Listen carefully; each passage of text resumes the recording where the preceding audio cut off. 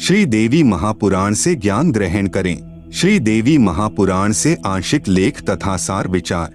संक्षिप्त श्रीमद् देवी भागवत सचित्र मोटा टाइप केवल हिंदी। संपादक हनुमान प्रसाद पोद्दार, चिम्मन लाल गोस्वामी। प्रकाशक गोविंद भवन कार्यालय, गीता प्रेस, गोरखपुर। श्री जगदम्बिकाय नमः। श्री देवी मद्भागवत तीसरा स्कंध। राजा परीक्षित ने श्री व्यास जी से ब्रह्मांड की रचना के विषय में पूछा। श्री व्यास जी ने कहा कि राजन, मैंने यही प्रश्न ऋषिवर नारद जी से पूछा था, वह वर्णन आपसे बताता हूँ। मैंने यानी श्री व्यास जी ने श्री नारद जी से पूछा, एक ब्रह्मांड के रचयिता कौन है? कोई तो श्री शंकर भगवान को इसका रचयिता मानते हैं, कुछ श्री विष्णु जी को तथा कुछ श्री ब्रह्मा जी को तथा बहुत से आचार्य भवानी को सर्व मनोरथ पूर्ण करने वाली बतलाते हैं। वे आदि माया महाशक्ति हैं तथा परम पुरुष के साथ रहकर कार्य संपादन करने वाली प्रकृति हैं। ब्रह्म के साथ उनका अभेद संबंध है। पृष्ठ 114। नारद जी ने कहा, व्यास जी, प्राचीन समय की बात है, यही संदेह मेरे हृदय में भी उत्पन्न हो गया था। तब मैं अपने पिता अमित तेजस्वी ब्रह्मा जी के स्थान पर गया और उनसे इस समय जिस विषय में तुम मुझसे पूछ रहे हो उसी विषय में मैंने पूछा। मैंने कहा, पिताजी, यह संपूर्ण ब्रह्मांड कहाँ से उत्पन्न हुआ? इसकी रचना आपने की है या श्री विष्णु जी ने या श्री शंकर जी ने? कृपया सत सत बताना। ब्रह्मा जी ने कहा, पृष्ठ 115 से 120 तथा 123, 125, 128, 129। बेटा, मैं इस प्रश्न का क्या उत्तर दूं? यह प्रश्न बड़ा ही जटिल है। पूर्व काल में सर्वत्र जल ही जल था। आप सुन रहे हैं जगत गुरु तत्वदर्शी संत रामपाल जी महाराज द्वारा लिखित पुस्तक ज्ञान गंगा का पेज नंबर 267। तब कमल से मेरी उत्पत्ति हुई।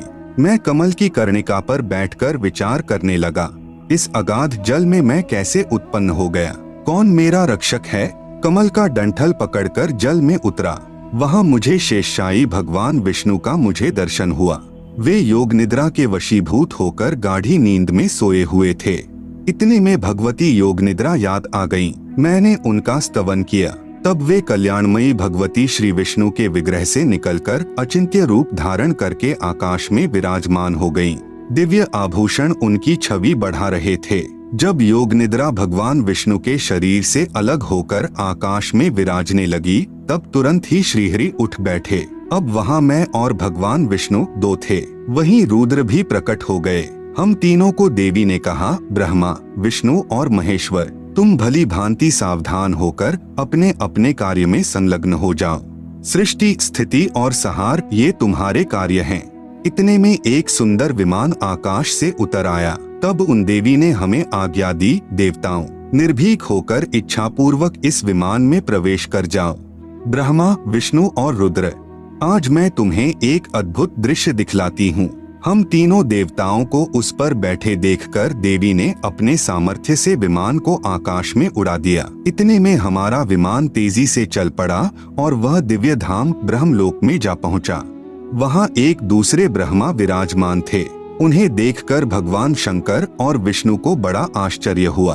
भगवान शंकर और विष्णु ने मुझसे पूछा, चतुरानन, ये अविनाशी ब्रह्मा कौन हैं? मैंने उत्तर दिया, मुझे कुछ पता नहीं। सृष्टि के अधिष्ठाता ये कौन हैं? भगवान, मैं कौन हूँ और हमारा उद्देश्य क्या है? इस उलझन में मेरा मन चक्कर काट रहा है। इतने में मन के समान तीव्रगामी वह विमान तुरंत वहाँ से चल पड़ा और कैलाश के सुरमय शिखर पर जा पहुँचा। वहाँ विमान के पहुँचते ही एक भव्य भवन से त्रिनेत्रधारी भगवान शंकर निकले। वे नंदी वृषभ पर बैठे थे। क्षण भर के बाद ही वह विमान उस शिखर से भी पवन के समान तेज चाल से उड़ा और वैकुंठ लोक में पहुंच गया, जहां भगवती लक्ष्मी का विलास भवन था। बेटा नारद, वहां मैंने जो संपत्ति देखी उसका वर्णन करना मेरे लिए असंभव है। उस उत्तम पुरी को देखकर विष्णु का मन आश्चर्य के समुद्र में गोता खाने लगा। वहां कमल लोचन श्रीहरि विराजमान थे। 4 भुजाएं थीं। इतने में ही पवन से बातें करता हुआ वह विमान तुरंत उड़ गया। आगे अमृत के समान मीठे जल वाला समुद्र मिला। वहीं एक मनोहर द्वीप था। उसी द्वीप में एक मंगलमय मनोहर पलंग बिछा था। उस उत्तम पलंग पर एक दिव्य रमणी बैठी थी। हम आपस में कहने लगे, यह सुंदरी कौन है और इसका क्या नाम है? हम इसके विषय में बिल्कुल अनभिज्ञ हैं। नारद यों संदेहग्रस्त होकर हम लोग वहां रुके रहे। तब भगवान विष्णु ने उन चारुसाहिनी भगवती को देखकर विवेक पूर्वक निश्चय कर लिया कि वे भगवती जगदम्बिका हैं। आप सुन रहे हैं जगत गुरु तत्वदर्शी संत रामपाल जी महाराज द्वारा लिखित पुस्तक ज्ञान गंगा का पेज नंबर 268। तब उन्होंने कहा कि ये भगवती हम सभी की आदि कारण हैं। महाविद्या और महामाया इनके नाम हैं। ये पूर्ण प्रकृति हैं। ये विश्वेश्वरी, वेदगर्भा एवं शिवा कहलाती हैं। ये वे ही दिव्यांगना हैं जिनके प्रलयार्णव में मुझे दर्शन हुए थे। उस समय मैं बालक रूप में था। मुझे पालने पर ये झुला रही थीं। वट वृक्ष के पत्र पर एक सुदृढ़ शैया बिछी थी। उस पर लेटकर मैं पैर के अंगूठे को अपने कमल जैसे मुख में लेकर चूस रहा था तथा खेल रहा था। ये देवी गा गाकर मुझे झुलाती थीं। वे ही ये देवी हैं, इसमें कोई संदेह की बात नहीं रही। इन्हें देखकर मुझे पहले की बात याद आ गई। ये हम सबकी जननी हैं। श्री विष्णु ने समयानुसार उन भगवती भुवनेश्वरी की स्तुति आरंभ कर दी। भगवान विष्णु बोले, प्रकृति देवी को नमस्कार है, भगवती विधात्री को निरंतर नमस्कार है। तुम शुद्ध स्वरूपा हो। यह सारा संसार तुम ही से उद्भासित हो रहा है। मैं, ब्रह्मा और शंकर, हम सभी तुम्हारी कृपा से ही विद्यमान हैं। हमारा आविर्भाव और तिरोभाव हुआ करता है। केवल तुम ही नित्य हो, जगत जननी हो, प्रकृति और सनातनी देवी हो। भगवान शंकर बोले, देवी, यदि महाभाग विष्णु तुम ही से प्रकट हुए हैं तो उनके बाद उत्पन्न होने वाले ब्रह्मा भी तुम्हारे बालक हुए। फिर मैं तमोगुणी लीला करने वाला शंकर क्या तुम्हारी संतान नहीं हुआ? अर्थात मुझे भी उत्पन्न करने वाली तुम ही हो। इस संसार की सृष्टि, स्थिति और संहार में तुम्हारे गुण सदा समर्थ हैं। उन्हीं तीनों गुणों से उत्पन्न हम ब्रह्मा, विष्णु एवं शंकर नियमानुसार कार्य में तत्पर रहते हैं। मैं, ब्रह्मा और शिव विमान पर चढ़कर जा रहे थे। हमें रास्ते में नए नए जगत दिखाई पड़े। भवानी, भला कहिए तो उन्हें किसने बनाया है? इसलिए यही प्रमाण देखें। श्रीमद्देवी भागवत महापुराण सभाष्टिकम संहात्यम, खेमराज श्री कृष्णदास प्रकाशक, मुंबई। इसमें संस्कृत सहित हिंदी अनुवाद किया है। तीसरा स्कंद, अध्याय 4, पृष्ठ 10, श्लोक 42। ब्रह्मा अहम ईश्वरः फिलते प्रभावात् सर्वे वयं जनियुता न यदा तु नित्याः के अने सुराः शतमख प्रमुखाः च नित्या नित्या त्वमेव जननी प्रकृतिः पुराणा। हिंदी अनुवाद, हे मात ब्रह्मा, मैं तथा शिव तुम्हारे ही प्रभाव से जन्मवान हैं, नित्य नहीं हैं, अर्थात हम अविनाशी नहीं हैं। फिर अन्य इंद्रादि दूसरे देवता किस प्रकार नित्य हो सकते हैं? तुम ही अविनाशी हो, प्रकृति तथा सनातनी देवी हो। पृष्ठ 11 से 12, अध्याय 5, श्लोक 8। यदि दयार्द्रम्ना न सदाम्बिके कथमेहम विहितः च तमोगुणः कमलजश्च रजोगुण संभवः सुविहितः किमु सत्वगुणो हरियः। अनुवाद, भगवान शंकर बोले, हे मात, यदि हमारे ऊपर आप दयायुक्त हो तो मुझे तमोगुण क्यों बनाया? कमल से उत्पन्न ब्रह्मा को रजोगुण किस लिए बनाया तथा विष्णु को सत्गुण क्यों बनाया? अर्थात जीवों के जन्म मृत्यु रूपी दुष्कर्म में क्यों लगाया? आप सुन रहे हैं जगत गुरु तत्वदर्शी संत रामपाल जी महाराज द्वारा लिखित पुस्तक ज्ञान गंगा का पेज नंबर 269, श्लोक 12। रमे से स्वप्तिम पुरुषम सदा तव गतिम न ही वह विद्म शिवे। हिंदी, अपने पति पुरुष अर्थात काल भगवान के साथ सदा भोग विलास करती रहती हो, आपकी गति कोई नहीं जानता। ब्रह्मा जी कहते हैं, मैं भी महामाया जगदम्बिका के चरणों पर गिर पड़ा और मैंने उनसे कहा, माता, वेद कहते हैं एक मेवाद्वितीयम ब्रह्म है, तो क्या वह आत्मस्वरूपा तुम ही हो अथवा वह कोई और ही पुरुष है? देवी ने कहा, मैं और ब्रह्म एक ही हैं। मुझ में और इन ब्रह्म में कभी किंचित मात्र भी भेद नहीं है।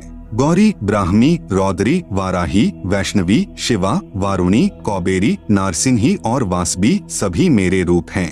ब्रह्मा जी, इस शक्ति को तुम अपनी स्त्री बनाओ। महासरस्वती नाम से विख्यात यह सुंदरी अब सदा तुम्हारी स्त्री होकर रहेगी।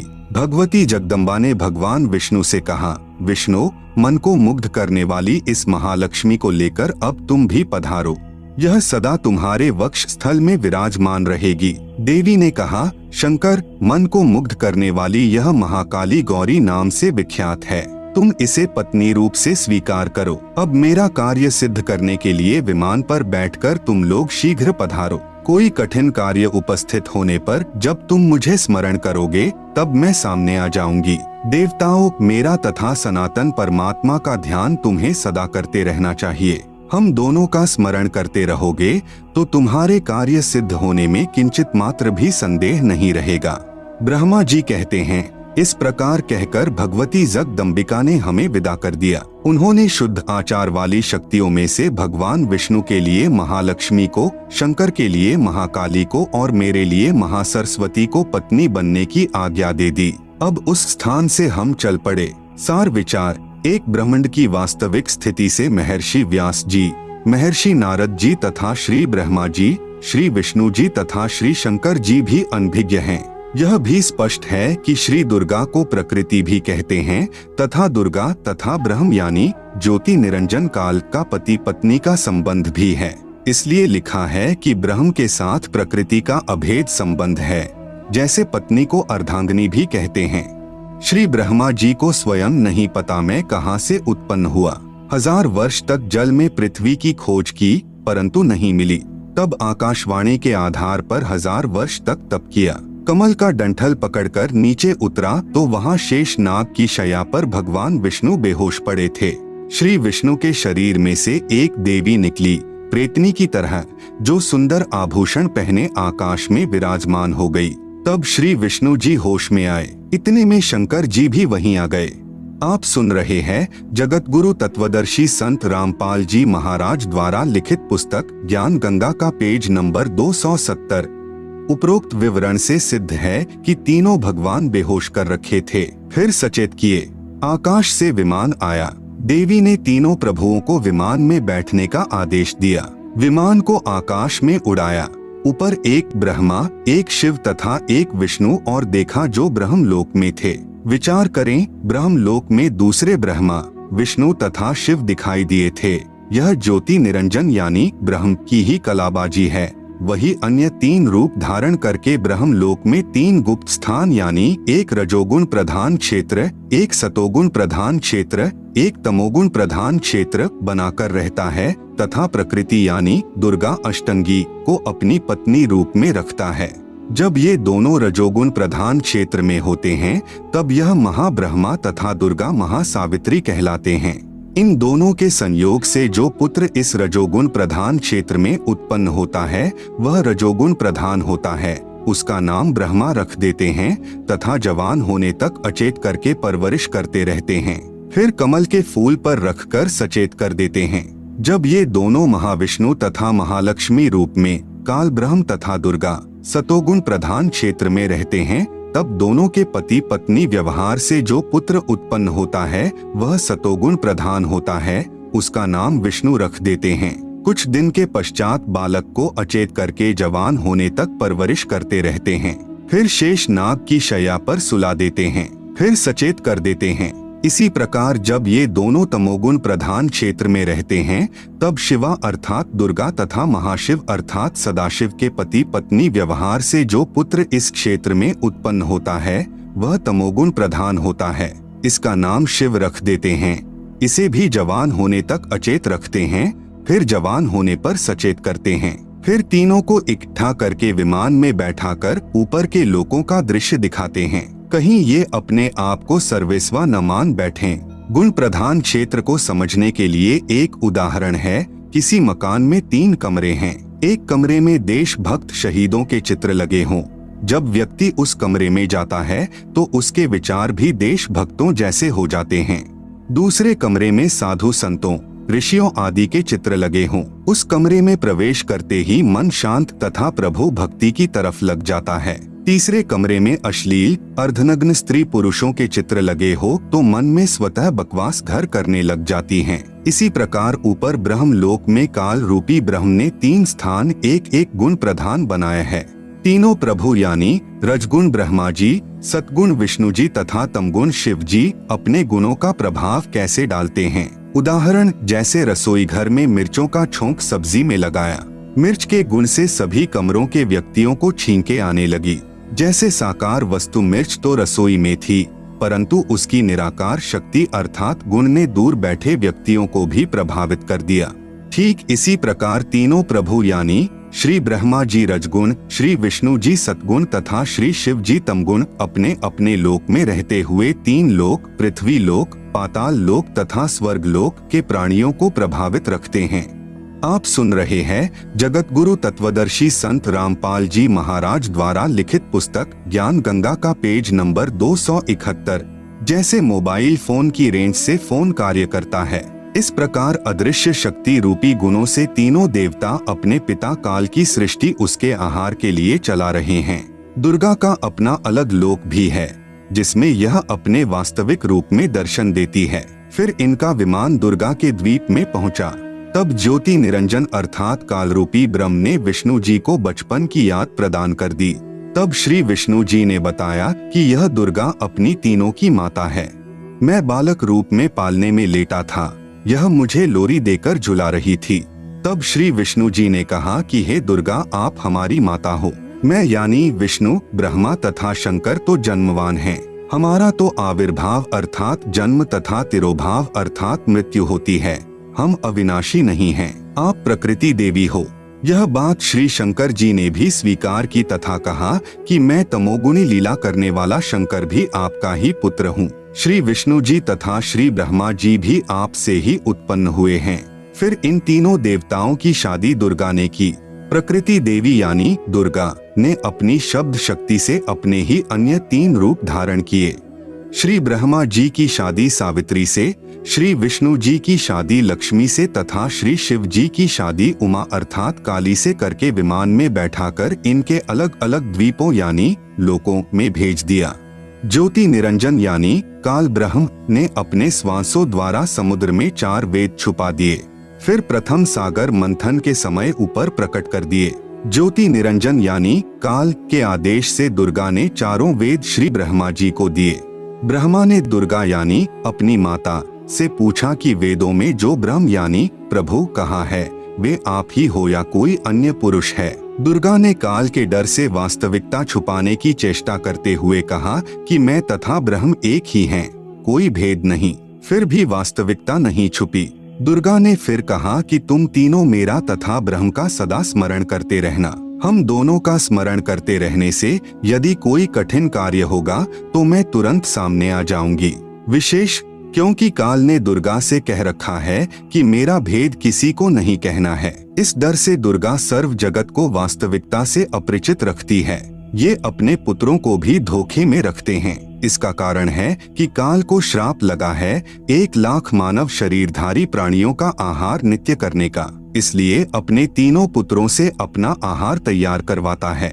श्री ब्रह्मा जी के रजगुण से प्रभावित करके सर्व प्राणियों से संतान उत्पत्ति करवाता है। श्री विष्णु जी के सतोगुण से एक दूसरे में मोह उत्पन्न करके स्थिति अर्थात काल जाल में रोके रखता है तथा श्री शंकर जी के तमोगुण से संहार करवाकर अपना आहार तैयार करवाता है। फिर तीनों प्रभुओं को भी मार कर खाता है तथा नए पुण्यकर्मी प्राणियों में से 3 पुत्र उत्पन्न करके अपना कार्य जारी रखता है तथा पूर्व वाले तीनों ब्रह्मा, विष्णु तथा शिव 84 लाख योनियों तथा स्वर्ग नरक में कर्म आधार से चक्र लगाते रहते हैं। यही प्रमाण शिव महापुराण रुद्र संहिता प्रथम सृष्टि खंड अध्याय 6, 7 तथा 8, 9 में भी है।